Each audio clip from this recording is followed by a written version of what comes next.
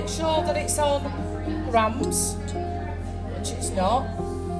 It is now, and then we need to make sure it's on 0. Right, so how much butter do you need? 70 grams. 70 grams, okay, so let's weigh it.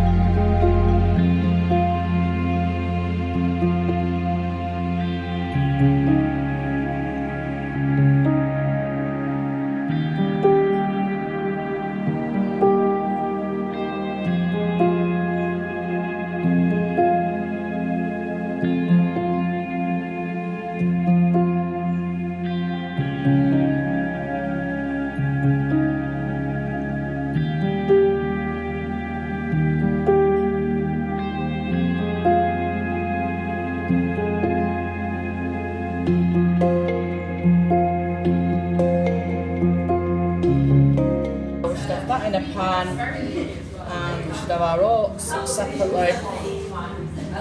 We don't need that. So that's all we need. So we've got to mix everything in there. And let's just put that on there so everybody can see it.